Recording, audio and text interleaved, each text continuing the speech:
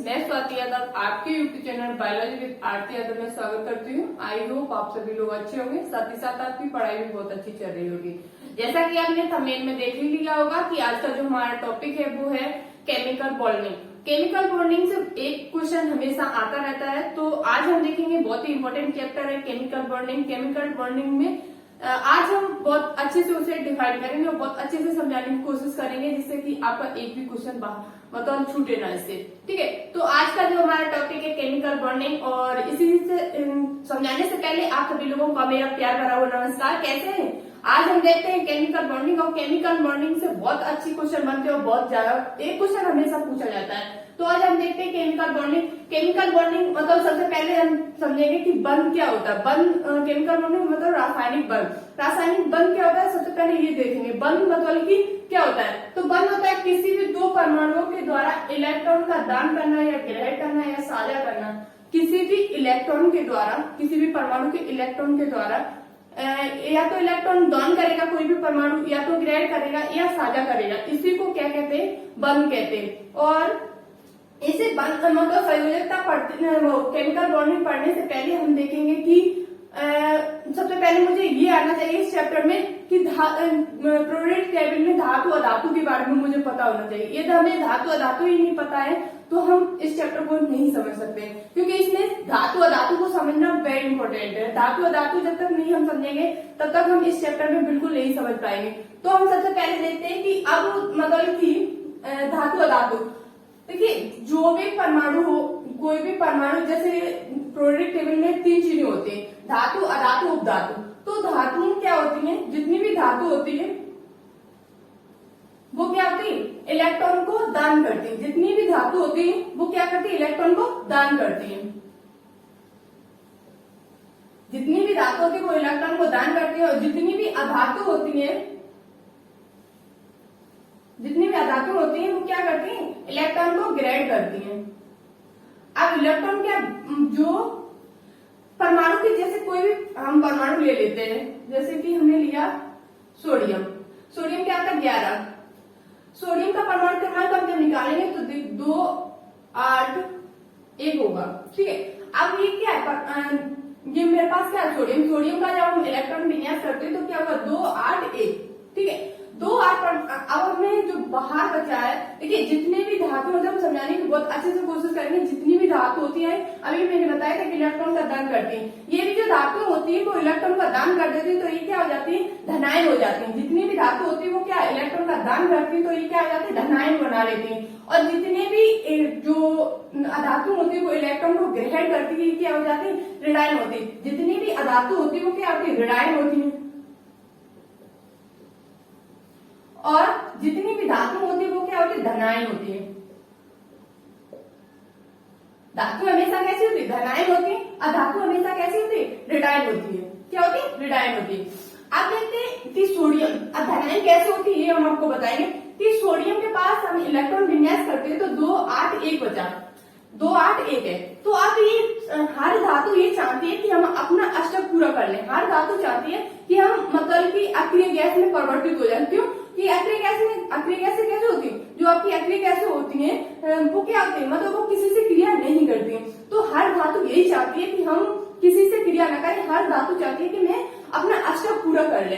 तो हर धातु क्या करेगी, जो भी ये धातु होगी वो क्या करेंगे, उसके जो बाहरी कोष में, मतलब यहाँ पे सोडियम की हम देखते हैं, सोडियम की बाहरी कोष में कितने इलेक्ट्रॉन है, ओनली 1 इलेक्ट्रॉन है। तो ये क्या करेगा कि या तो ये 1 को त्याग देगा, या तो अष्टक पूरा करने के लिए या तो 1 को त्याग दे या 7 ग्रहण कर ले।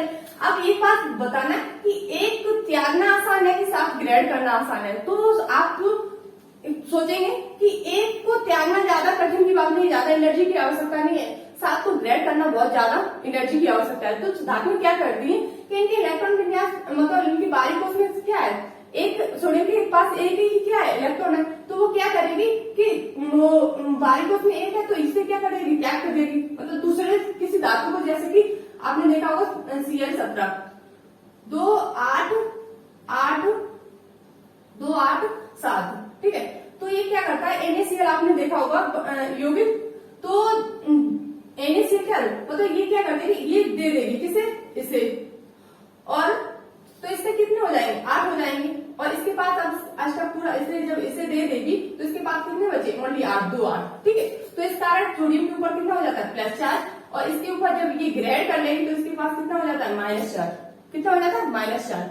तो आई होप आपको समझ में आ गया होगा कि किसी भी धातु के पास कोई भी धातु होती है वो इलेक्ट्रॉन को क्या कर देती है, त्याग देती है, मतलब तो दान कर देते हैं, तो वो क्या होती है, धातु धनायन होती है। और जो ग्रेड करता है उसे क्या कहेंगे, ऋणायन कहेंगे। जिसके पास जो किसी से धन लेगा वो क्या है, ऋणायन ही तो है, और जो ग्रेड करेगा वो क्या होगा, धन होगा।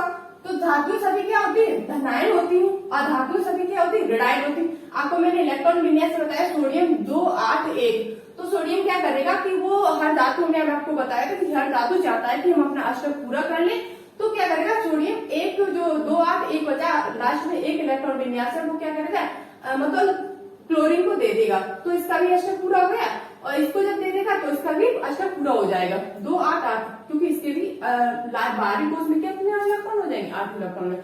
तो इसका भी इलेक्ट्रॉन पूरा, मतलब बाहरी कोष अष्टक पूरा हो गया, इसका भी हो गया। तो हर धातु यही चाहता है कि उसका अष्टक पूरा हो जाए, ठीक है। तो इस दोनों के क्या हो गए, इलेक्ट्रॉन, मतलब इन दोनों का क्या हो जाएगा, बंधित हो जाएगा। अब जो दोनों क्या हो जाएंगे, जुड़ जाएंगे, सोडियम NaCl, तब जाके एक यौगिक बनता है। इस तरह बंध बनते हैं, ठीक है। तो हम इसी को समझेंगे कि जो बनते हैं, जो कोई भी यौगिक बनता है तो उन दोनों के जो तत्व होते हैं, परमाणु होते हैं, उन दोनों के बीच कौन सा बंध होता है, इसी को हम समझेंगे। और ये तब तक नहीं होता, दोनों धातु है जब बंध बनेंगे, या तो दोनों जो परमाणु होंगे या तो इलेक्ट्रॉन को दान करेगा, एक दान करेगा तो एक ग्रहण करेगा, या तो दोनों में साझा होगा, ठीक है। और तो अब जाके कोई बंध बनेगा और तब जाके कोई यौगिक का निर्माण होता है। आई होप आपको समझ में आ गया होगा, ठीक है। अब देखना, अब हम आपको बताए चीज, आपको पता होगा क्योंकि आप एंटर करके आए कि आपको ये भी पता होगा कौन सी धातु है प्लूरिटेल्यूम, कौन सी अधातु है, ठीक है। सभी जो S ब्लॉक की सभी धातु होती है, मैंने एक दिन बताया था आपको कि सभी S ब्लॉक के जितने भी तत्व होते हैं वो क्या होते हैं, धातु होते हैं, लेकिन हाइड्रोजन को छोड़ के, ठीक है। हाइड्रोजन को छोड़ के सभी S ब्लॉक की जितनी भी बचेंगे वो क्या होंगी, आपकी धातु होंगी। और SP ब्लॉक के भी सभी धातु होती हैं, लेकिन जो आपका सॉरी यहाँ पे D ब्लॉक आ गया, D ब्लॉक की सभी धातु होंगी। और आपके P ब्लॉक में कुछ धातुएं होती हैं, इधर साइड आपकी, इधर जो आपने देखा होगा उप धातुओं की एक सीरीज होती है, वो उप धातुओं की इधर साइड देखेंगे तो ये धातु होती हैं, और इधर देखें तो ये अधातु होती हैं, ठीक है। तो और जो F ब्लॉक होता है नीचे आधार का, वो भी सभी धातुएं होती हैं। लेकिन आपको एक जो हम बंध बनाएंगे, ज्यादातर बंध आपके जो 20 तक लगभग जो तत्व होंगे उन्हीं के बीच देखेंगे। मतलब आपको बंध जितने भी पूछे जाएंगे, सहसंयोजक बंध और इनमें पूछे जाएंगे, तो वो ज्यादातर NaCl ऐसे NaCl है, CO2 है, इनके बीच कौन सा बंध है, और H2 है, Cl है। तो ये लगभग 20 25 30 तक इलेक्ट्रॉन विन्यास के बीच ही आपका काम चल जाएगा, ठीक है। तो इनसे मतलब हम आपको ये बताना चाहते हैं कि जो आपको किसी भी धातु के पीछे यम देखते हैं, जैसे यम लगा, जैसे हीलियम को छोड़ के जितने भी हीलियम को छोड़ के और किसी भी धातु के पीछे यम लगा हुआ है, तो आप वो देखेंगे वो सभी क्या है, धातु होंगी। जैसे कि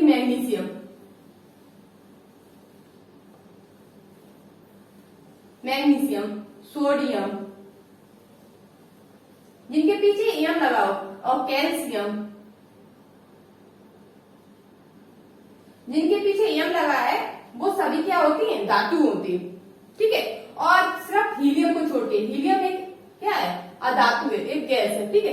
हीलियम को छोड़ के जितने भी तत्वों के पीछे यदि आपने यम देखा है तो आप समझ लेना ये सभी क्या है, धातु है। और किसी भी तत्व के पीछे आपने ना देख लिया है, जैसे कि ऑक्सीजन, आपको बिल्कुल नहीं आता इसलिए आपको मैं समझाया, वैसे आपको आना चाहिए क्योंकि आप इंटर पास करके आए हो, तभी इसमें फॉर्म डालोगे आके। तो आपको पता होना चाहिए कि कौन सी धातु है, कौन सी अधातु है। और नहीं तो आपको इलेक्ट्रॉन विन्यास, आप परमाणु क्रमांक आते तो इलेक्ट्रॉन विन्यास कर सकते हैं। या किसी भी तत्व के परमाणु के लास्ट कोष में 3 तक है, 3, तो वो सभी, जैसे परमाणु क्रमांक 3 तक है लास्ट में, तो वो सभी जो तत्व होंगे वो क्या करेंगे, इलेक्ट्रॉन, वो सभी जो तत्व होंगे वो क्या होंगे, धातु होंगे, ठीक है, क्या होंगे, धातु। और जिनके परमाणु क्रमांक के बाहरी कोष में 5 है 7 है तो वो क्या होंगी अधातु होंगी, क्योंकि देखिए इलेक्ट्रॉन जो धातु होती है वो क्या करती है दान करती है। तो 3 को दान करना, देखिए मैं पहले भी बता चुकी हूँ कि आपको कोई भी तत्व होता है वो क्या करना चाहता है, अपना अष्टक पूरा करना चाहता है, अष्टक पूरा करना चाहता है। इस कारण जैसे इसके पास 3 है, कोई भी हम और दूसरी आपकी धातु ले लें, सबसे पहले ये समझ लें कि ऑक्सीजन ना किसी के पीछे ये ना आता है तो वो सभी क्या होंगी आपकी अधातु होंगी, और यह में आता है हीलियम को छोड़ के तो वो सभी क्या होंगी आपकी धातु होंगी। आई होप आपको समझ में आएगा, छोटी सी ट्रिक्स है समझने के लिए, ठीक है। अब देखते हैं कि नेक्स्ट हम कोई भी धातु लेंगे और एक अधातु लेंगे जिससे आपको समझाने की और कोशिश करेंगे कि ये धातु जो होती है जो इलेक्ट्रॉन को दान करती है और ग्रहण करती है, और जो अधातु होते हैं वो इलेक्ट्रॉन को ग्रहण करती है। कैसे करती है? अब हम लेते हैं कि कौन सा धातु ले, हम ले रहे हैं मैग्नीशियम 12 2 8 2। देखिए मैग्नीशियम का जब इलेक्ट्रॉन विन्यास करेंगे तो अब इसके पास कितने बारीक कोष में 2 इलेक्ट्रॉन, कितने 2 इलेक्ट्रॉन। अब मैग्नीशियम 2 इलेक्ट्रॉन, अब अष्टक पूरा कब होगा, या ये 6 इलेक्ट्रॉन को ग्रहण करे कहीं से ले, या तो 2 को त्याग दे, या तो 2 को त्याग दे या तो 6 को ग्रेड करे। तो हमने आपको बताया था कि 6 को ग्रेड करना बहुत ज्यादा एनर्जी की आवश्यकता है, तो ये क्या करता है जितनी भी मैग्नीशियम क्या करेगा, ये 2 को क्या कर देगा त्याग देगा, इसकी अष्टक क्या हो जाएगा पूरा हो जाएगा। अब तो आप ऐसे इलेक्ट्रॉन विन्यास करके पता कर सकते हैं कि ये धातु है या अधातु है। 3 तक जिनका इलेक्ट्रॉन विन्यास होगा 4 मान लो 3 तक, तो वो क्या करेंगे इलेक्ट्रॉन को दान कर देंगे, ठीक है।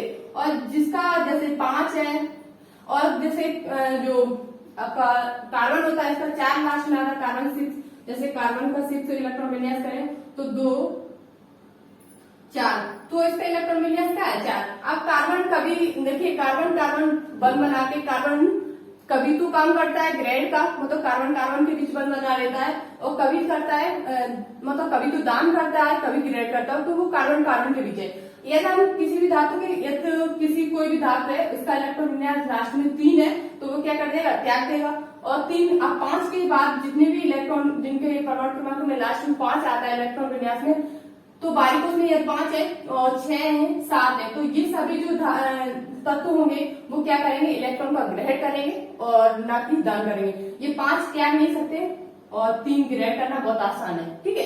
तो ये सभी क्या होती हैं, जो ग्रहण करेंगे वो अधातु होंगी और जो दान करेंगी वो क्या होंगी धातु होंगी। आई होप आपको समझ में होगा। अब हम देखते हैं केमिकल बॉन्डिंग के टाइप देखेंगे कि कितने टाइप का होता है बंध और उसके बारे में हम समझेंगे, ठीक है। आपको धातु अधातु के बारे में समझ में आ गया होगा।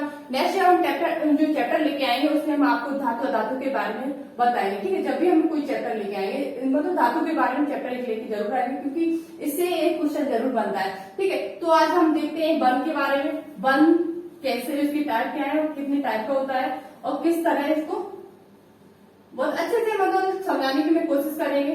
तो बंध के जो टाइप होते हैं वो 3 टाइप का होता है। बंध कितने टाइप का, 3 टाइप का।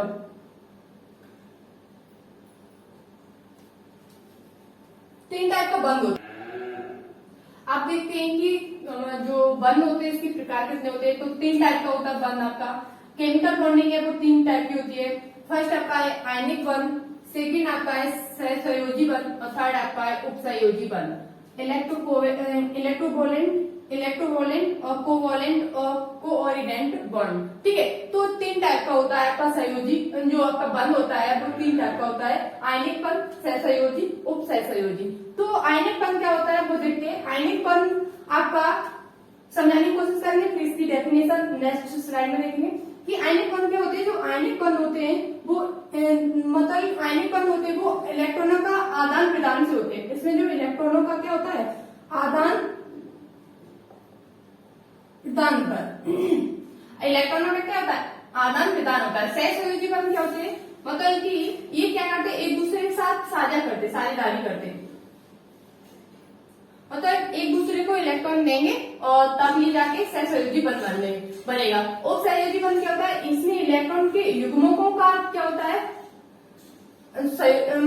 इलेक्ट्रॉन के युग्मों की भी साझेदारी होती है। इसमें क्या होता है आयनिक बंध क्या होता है, इलेक्ट्रॉनों का आदान प्रदान होता है। इलेक्ट्रॉनों का आदान प्रदान होता है, इसमें क्या होता है, इलेक्ट्रॉनों की साझेदारी होती है। इलेक्ट्रॉनों की क्या होती है, साझा करते हैं, एक दूसरे को साझेदारी करते हैं। और उस संयोजी बंध क्या होते हैं, इलेक्ट्रॉनों के युग्मकों का साझेदारी होती है, मतलब इलेक्ट्रॉनों के युग्मकों की क्या होती है, साझेदारी होती है। आयनिक बंध में क्या होता है कि आयनिक बंध में एक आपकी धातु होगी, आयनिक बंध में एक धातु होगी और एक अधातु होगी। एक आपकी क्या होगी, धातु होगी और एक आपकी क्या होगी, अधातु होगी। एक आपकी धातु होगी और एक आपकी क्या होगी, अधातु होगी है। और इसमें क्या होगी, दोनों जो होंगे तब तो वो अधातु होंगे।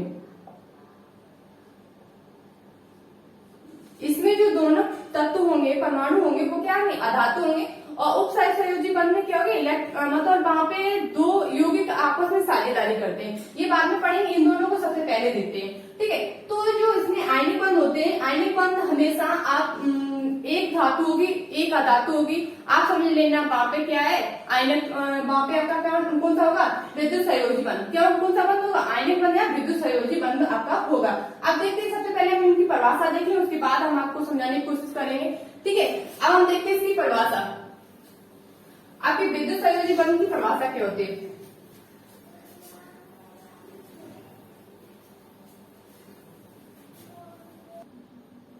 अब देखते हैं आयनिक बंध, जिसे विद्युत संयोजी बंध कहते हैं। आयनिक बंध क्या होता है, जब किसी परमाणु के इलेक्ट्रॉनों के आदान प्रदान से जो बंध बनता है तो उसे क्या कहते हैं, आयनिक बंध कहते हैं। अभी मैंने पहले भी आपको बताया था कि इलेक्ट्रॉनों के आदान प्रदान से जो बंध बनेगा आपका, वो कौन सा बंध होगा, आयनिक बंध, जिसे विद्युत संयोजी बंध कहते हैं। इलेक्ट्रॉनों क्या होगा, इसमें आदान प्रदान होगा। तो जैसे देखते हैं, इसमें क्या होगा कि एक आपकी धातु होगी, एक क्या होगी आपकी धातु, और एक क्या होगी आपकी अधातु। और तब जाके कोई एक यौगिक बनेगा, जैसे मान ले ए धातु है और बी अधातु है, तब जाके ए बी की आपकी क्या बनेगी, एक मतलब एक यौगिक बनेगा। जब इसमें क्या होगा, आयनिक बंध में एक आपकी धातु होती है, एक आपकी क्या होगी, अधातु। तो धातु पे हमेशा कैसा चिन्ह होता है, प्लस, और अधातु पे अभी आपको मैंने बताया था कि ऐसा चिन्ह होगा, क्योंकि माइनस। क्यों होगा, क्योंकि धातुएं जितनी होती हैं वो क्या होती है, धनायन बनाती हैं अपने इलेक्ट्रॉन, जो बाहरी कोश में होता है किसी भी, जैसे मैंने आपको पहले बताया था कि सोडियम है, सोडियम के 2 8 1, इसका परमाणु क्रमांक देखते हैं। बाहरी कोश में कितने होंगे, 2 इलेक्ट्रॉन, और इसके फिर कितने होंगे, 8 3 4 5 6 7 8, ठीक है। उसके बाद कितने होंगे, 1 इलेक्ट्रॉन, के एल एम, एम में कितने, 1 इलेक्ट्रॉन। तो ये क्या करेगा कि 1 इलेक्ट्रॉन को क्या कर देगा, दान कर देगा, क्योंकि 1 इलेक्ट्रॉन को दान करना बहुत आसान होता है अष्टक पूरा करने के लिए। और या तो साफ को ग्रेड करेगा तो क्या होगा, बहुत ज्यादा एनर्जी की आवश्यकता होगी। तो सोडियम क्या करता है कि 1 इलेक्ट्रॉन को आराम से दान कर देता है और अपना अष्टक पूरा कर लेता है। ये क्या कर देगा, 1 को दान कर देगा बाहरी, तो इसका क्या हो जाएगा, अष्टक पूरा हो जाएगा, ठीक है। तो जितनी भी धातु होती है वो क्या करती है, इलेक्ट्रॉन को दान कर देती है, और जितनी भी अधातु होती है वो क्या कर लेती है, इलेक्ट्रॉन को ग्रेड कर लेती है। इस कारण जो अधातु होती है उसमें माइनस चार्ज दिखता है, क्योंकि ये ऋणायन होती है, और धातुएं जितनी होती है उसमें प्लस चार्ज दिखता है। क्यों होता है, क्योंकि ये धनायन होती है, अपने इलेक्ट्रॉन को त्याग देती, दान कर देती, किसी से ग्रहण नहीं करती। तो धातु हमेशा कैसी होती है, धनायन होती है, अधातु हमेशा कैसी होती है, ऋणायन होती है। तो अब हम बात करते हैं कि इसका जो आयनिक बंध होता है वो क्या होता है, इलेक्ट्रॉन के आदान और प्रदान से होता है। तो इलेक्ट्रॉन का आदान प्रदान कब होगा, एक धातु होगी, एक अधातु होगा, एक दान करेगा, एक ग्रहण करेगा, तब जाके क्या बनेगा, कौन सा बंध बनेगा, आपका आयनिक बंध होगा, ठीक है। अब आपको कहीं भी दिखे किसी भी परमाणु में, जैसे हम सबसे पहले आपको बता दें, जैसे कि NaCl, ये इसमें ये क्या है, सोडियम क्या है, एक धातु है, और कैल्शियम क्या है, एक अधातु है। सोडियम क्लोराइड और CaO, कैल्शियम ऑक्साइड। कैल्शियम क्या है, अभी हमने आपको बताया था, कैल्शियम M मतलब धातु, ऑक्सीजन ना मतलब, ऑक्सीजन कैसे है, अधातु। तो ये सोडियम क्या है, वो कैल्शियम क्या है, एक धातु है, और आपकी ऑक्सीजन क्या है, एक अधातु है। तो यहाँ पे कौन सा बंध होगा, आयनिक बंध होगा। आपसे अगर कोई मतलब ऐसे नहीं, जैसे आपने फर्स्ट में पढ़ा होगा बंद कैसे बनेंगे, वो भी हम आपको समझा देंगे। लेकिन आपको ये पूछा जाता है कि निम्न में से कौन सा आयनिक बंध है, या उसमें चार दे देंगे, आप चार ऑप्शन होंगे, चार में से एक आपको दे दिया जाएगा आयनिक बंध का उदाहरण और तीन होंगे सहसंयोजी बंध के। तो आपको उसमें मतलब चूज करना है कौन सा इसमें आयनिक बंध है। ठीक है, तो इस तरह आपको उदाहरण पूछे जाते हैं। ठीक है, आयनिक बंध का होगा एक धातु की एक अधातु, तो क्या होगा आयनिक बंध होगा। तो सोडियम क्लोराइड, एक सोडियम एक धातु है, और जो क्लोरीन है वो आपकी एक अधातु है, और कैल्शियम ऑक्साइड, कैल्शियम एक धातु है और ऑक्सीजन एक अधातु है। तो यहाँ पे भी कौन सा बंध होगा आपका आयनिक बंध होगा। नेक्स्ट देखते हैं कौन सा उदाहरण, एल्यूमिनियम ऑक्साइड।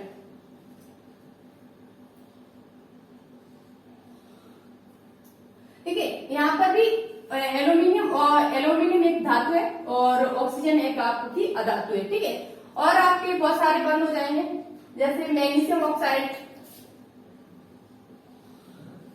ठीक है, और अब हम देखते हैं इन्हीं को, देखें कैसे ये बंद बनाते हैं। सोडियम के पास इसका इलेक्ट्रॉन विन्यास करेंगे 2 8 1, और कैल्शियम का इलेक्ट्रॉन विन्यास करेंगे तो इसका 17 होता है, 17 2 8 7।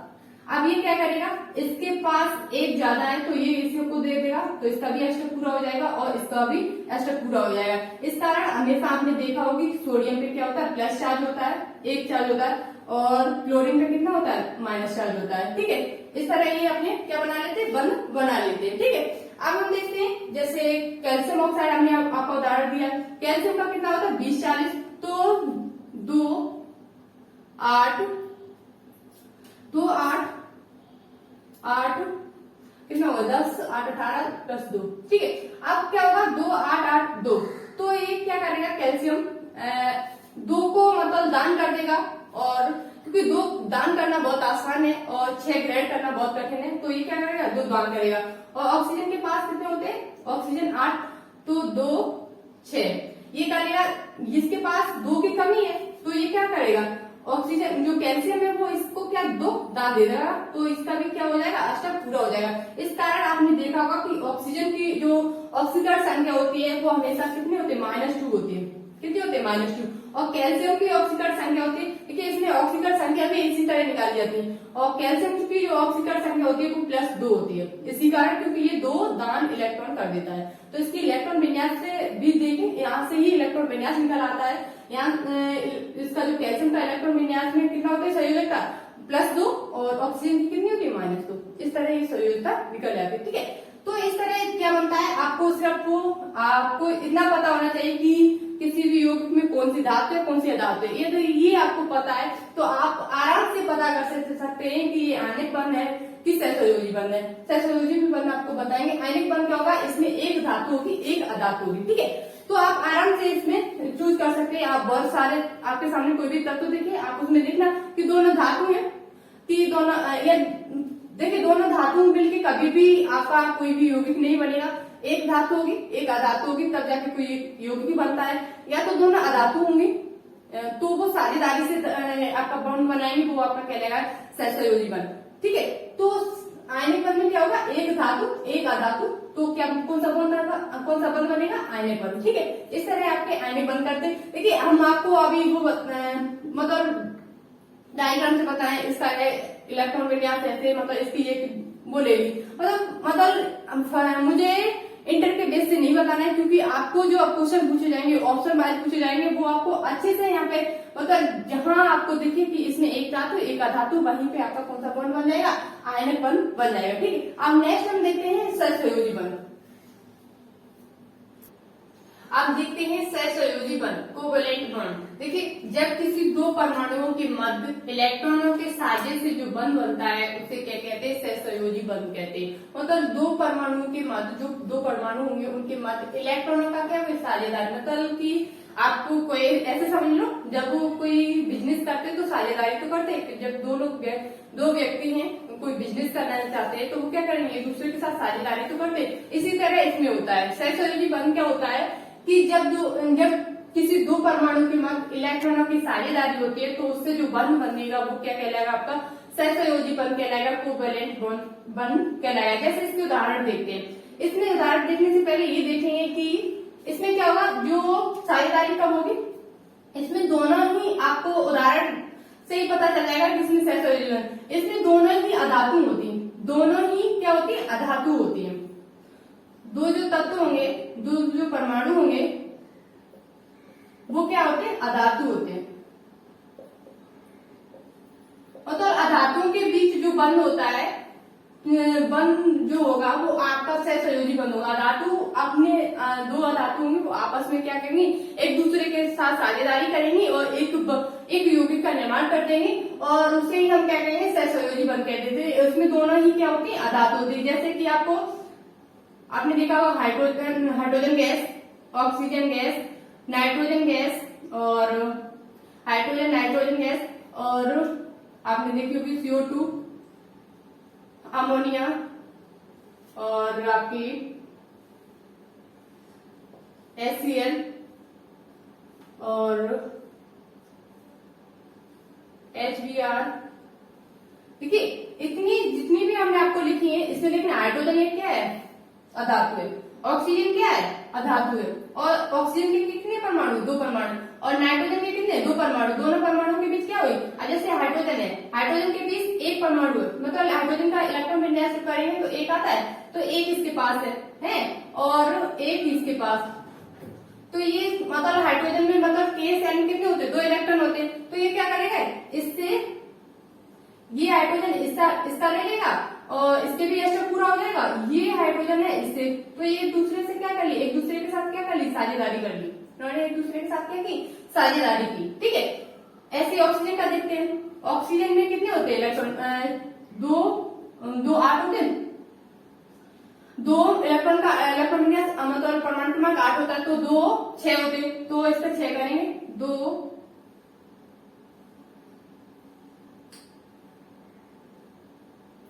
अब क्या होगा, इसका भी 2 4 6 6। ठीक है, अब इसमें भी कितने, 2 की कमी है। इसका ऐसा पूरा कब होगा, जब 2 हो जाएंगे तो 8 हो जाएंगे। 6 तो है इसके पास, बारीक उसमें 2 8 होते हैं। हमने आपको बताया था कि ऑक्सीजन का इलेक्ट्रॉन विन्यास करेंगे तो 2 6 होगी, तो बारीक उसमें इसके कितने 6 हैं। ठीक है, वही हमने आपको दर्शाए, 2 2 4 2 6। ठीक है, तो इसके ऐसे पूरा कब होगा, 2 और होनी चाहिए। तो ये ऑक्सीजन है, इससे ले लेगा और इसके भी बारीक उसमें कितने 6 हैं, तो ये इससे ले लेगा। एक दूसरे के बीच क्या होगा, सहसंयोजी बंध हो गया। क्या होगा, सहसंयोजी बंध। एक दूसरे से आपस में इलेक्ट्रॉन का क्या कर लिया, आदान प्रदान कर लिया, मतलब इलेक्ट्रॉनों की क्या कर ली, साझेदारी कर ली। ठीक है, और तो कौन सा बंध बन गया आपका, सहसंयोजी बंध। मतलब इसमें क्या होगा, मतलब एक दूसरे के साथ मतलब एक दूसरे के साथ समझौता करेंगे। ठीक है, ऐसे ही अमोनिया देखें, नाइट्रोजन के पास कितने होते, नाइट्रोजन N7 2 4। ठीक है, 2 4 5 इलेक्ट्रॉन विन्यास करेंगे 2 5, तो इसके बारीक उसमें क्या 5 है।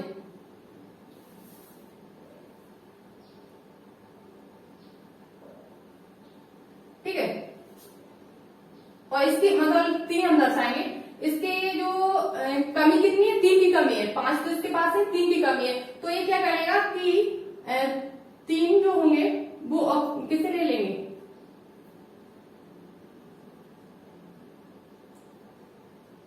ये हाइड्रोजन के पास नाइट्रोजन के पास 3 इलेक्ट्रॉन की कमी है। यहाँ पे कितनी, 3 इलेक्ट्रॉन की कमी है। तो वो क्या करेगा कि इन 3 इलेक्ट्रॉनों को पूरी करने के लिए क्या करेगा, एक हाइड्रोजन यहाँ से ले लेगा और एक यहाँ से ले लेगा और एक यहाँ से ले लेगा। ठीक है, तो इसके भी हाइड्रोजन के भी बारीक उसमें 2 इलेक्ट्रॉन हो जाएंगे और नाइट्रोजन के भी कितने हो जाएंगे, एक इससे लेगा। देखिए 3 इसके पास,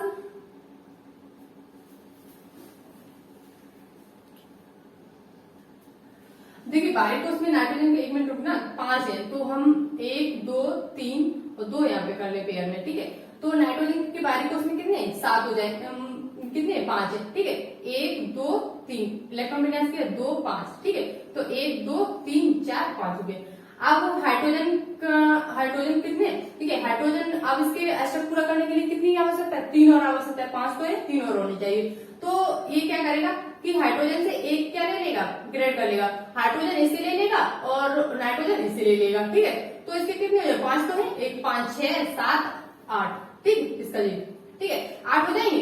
तो 8 और इसके भी देखना नाइट्रोजन के 5 थे 5 थे, अब एक इससे ले लिया 5 6 हो गया, एक इससे ले लिया 7 हो गए, एक इससे ले लिया 8 हो गए, ठीक है। इस तरह इसका भी अष्टक पूरा हो जाएगा हाइड्रोजन का और नाइट्रोजन का भी अष्टक पूरा हो जाएगा। इस तरह बंध बनते। तो जो सहसंयोजी बंध होते हैं वो दो अधातुओं के बीच होते, दो अधातु होंगी। जैसे देखिए दो ऑक्सीजन के अणु जो भी अधातु है, ये नाइट्रोजन भी क्या है, अधातु है, और हाइड्रोजन क्या है, अधातु है, और हाइड्रोजन क्या अधातु है, क्लोरीन क्या अधातु है, ब्रोमीन क्या अधातु है, हाइड्रोजन भी क्या अधातु है। और इसके उदाहरण देखते हैं, उदाहरण ही पूछे जाएंगे, इनमें से कौन सा आपका अधातु है, देखिए ऐसे दे दिया जाएगा आपको। क्वेश्चन जो आता है वो इस तरह आता है, जैसे निम्न में से कौन सा सहसंयोजी बंध है, तो HCl, NaCl और कैल्शियम ऑक्साइड, मैग्नीशियम ऑक्साइड। अब इनमें से सहसंयोजी आपको बंध बनाना है। देखिए इसमें सहसंयोजी बंध, अब इसमें देखना ये दोनों क्या है, अधातु है, ठीक है। ये क्या है, धातु है, ये क्या है, अधातु है, तो माइनस चिन्ह लगा दो। ये क्या है, धातु है, ये क्या है, अधातु है, ये क्या है, धातु है, ये क्या है, अधातु है। मैग्नीशियम क्या धातु है, ऑक्सीजन क्या धातु है, कैल्शियम क्या धातु है, ऑक्सीजन क्या धातु है, और सोडियम क्या है, धातु है, क्लोरीन क्या है, अधातु है। और यहाँ पे देखना दोनों क्या है, अधातु अधातु। अब सहसंयोजी बंध कहाँ होगा, जहाँ दोनों अधातु होंगे, क्या होंगे, दोनों अधातु। तो ये इसका राइट आंसर हो जाएगा। जब आपसे पूछा है निम्न में से किस यौगिक में सहसंयोजी बंध है, तो आपका कौन सा ऑप्शन सही हो जाएगा, सहसंयोजी बंध का HCl, ठीक। इस तरह आपको चूज करने, इस तरह क्वेश्चन पूछे जाते हैं, ठीक है। तो आपको ये और सारे उदाहरण बताए, जैसे कि जल H2O, तो ये दोनों ही क्या है, अधातु है। हाइड्रोजन क्या है, अधातु है, ऑक्सीजन भी क्या है, एक अधातु है। तो इसके बंध कौन सा बंध होगा, सहसंयोजी बंध। और आपका मेथेन, देखिए कार्बन क्या है, अधातु है, और हाइड्रोजन क्या है, अधातु है, ठीक है। ये भी क्या है, सहसंयोजी बंध, ठीक है। और देखते हैं CO2 हो गया, CO हो गया, CO, ठीक है। आपको कहीं भी अब आपको मतलब यदि आपको ये पता है कि कौन सी धातु है कौन सी अधातु है, तो आप आराम से बता सकते हैं कि इसमें कौन सा बंध होगा, ठीक है। दोनों आपको धातु एक अधातु दिखे तो आप समझ लेना या फिर आयनिक बंध या फिर वैद्युत बंध जिसे कहते हैं वो होगा। और यदि आपको दिखे दोनों अधातु तो आपका कौन सा बंध होगा, सहसंयोजी बंध होगा। आप आराम से समझ सकते हैं, ठीक है। तो आज हम दो ही बंध को समझेंगे, नेक्स्ट वीडियो में हम आपको समझाएंगे उपसहसंयोजी बंध, बहुत अच्छे से आपको समझाने की कोशिश करेंगे। और उससे इस चैप्टर से जितने भी इम्पोर्टेंट वो बनेंगे आपके MCQ वो देखेंगे। और इससे पहले एक चीज और देख लें कि सहसंयोजी बंध, और आपने देखा होगा इसके जो एकल सिंगल बॉन्ड, ट्रिपल बॉन्ड और डबल बॉन्ड वो भी इसी से निकलते, देखना जिनके बीच ये 3 टाइप का लघु हो जाता है। सहसंयोजी बंध है तो 3 पूरा साफ कर देंगे।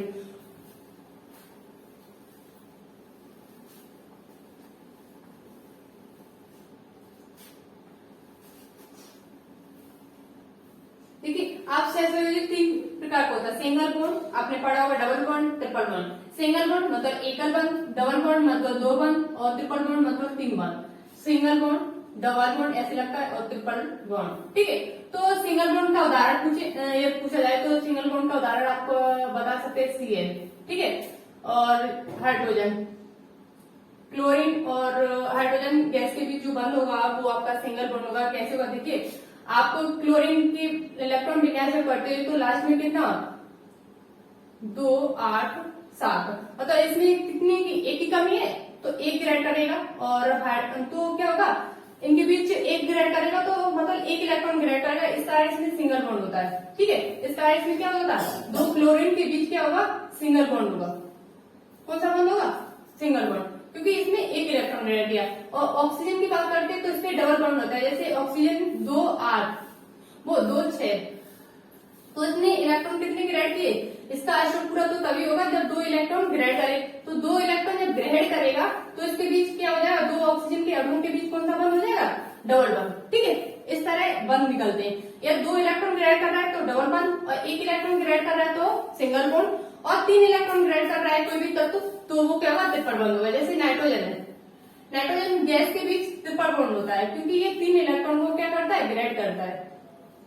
3 इलेक्ट्रॉन क्या करता है, ग्रेड करता है। जैसे नाइट्रोजन का एटॉमिक मास करेंगे तो 2 5। अब इसे अष्टक पूरा करने के लिए कितने इलेक्ट्रॉन की आवश्यकता है, 3 की। ठीक है, तभी तो 8 हो गए।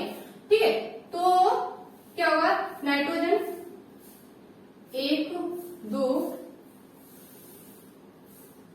3 4 5। ठीक है, अब ये क्या करेगा, 1 मिनट रुकना, 1 2 3, ये पास में करना है तभी जाके बनेगा। ठीक है, 1 2 3 4 5, इसी तरह इसकी रख लो। ठीक है, अब इसका अष्टक पूरा कैसे होगा, ये इसे 3 ले लेगा। ठीक है, और ये नाइट्रोजन इससे 3 ले लेगा, तो आपस में कौन सा बंद होगा, सहसंयोजी बंद। कौन सा बंद होगा, सहसंयोजी। इसने 3 इससे ले ली, इसने इससे ले ली, तो ये आपस में क्या कर ली इन दोनों ने, सहसंयोजी। तो इनके बीच कौन सा बंद हो जाएगा, 3 बंद। ठीक है, 3 इलेक्ट्रॉनों को एक दूसरे के साथ क्या किया, साझेदारी, तो कौन सा बंद हो गया, ट्रिपल बंद। और डबल 2 इलेक्ट्रॉनों के बीच साझेदारी की है तो क्या होगा, डबल बंद। 1 इलेक्ट्रॉनों के बीच साझेदारी की है तो सिंगल बॉन्ड। ठीक है, आई होप आपको समझ में आ गया। बहुत अच्छे से मैंने समझाने की कोशिश की। यदि आपको अभी भी नहीं आता है तो आप बता सकते हैं, नेक्स्ट वीडियो जब लेके आएंगे उपसहसंयोजी बंध, तब हम आपको पहले वो समझा देंगे। ठीक है, कहीं भी आपको दिक्कत लगे कि यहाँ पे मुझे दिक्कत है तो हम आपको समझाने की कोशिश करेंगे। ठीक है, तो आई होप आपको बहुत अच्छे से समझ में आ गया होगा। और आज हम यही तक रखते हैं। नेक्स्ट वीडियो में आपसे बात करेंगे उपसहसंयोजी बंध के बारे में, और इससे जो भी इम्पोर्टेंट एमसीक्यूज बनते हैं, जो पूछे जाते हैं, वो देखेंगे। आज के लिए इतना ही। जय हिंद, जय Bharat, thank you so much. और एक बात और, आप सभी लोग वीडियो अच्छी लगे तो लाइक करना, और कहीं भी आपको गलती लगती हो और याद आपको कोई समझ में नहीं आती है कोई भी चीज, तो आप बता सकते हैं, मैं आपको समझाने की जरूर कोशिश करेंगे। ठीक है, और ठीक है, आज के लिए इतना ही रखते हैं। नेक्स्ट वीडियो में आपको बहुत अच्छे से समझाने की कोशिश करेंगे। इसका जो पॉइंट बच गया है, पार्ट इसका जो उपसहयोजी बंध है वो बच गया है, वो आपको हम समझाने की कोशिश करेंगे। ठीक है, तो आज के लिए इतना ही। जय हिंद, जय भारत, थैंक यू।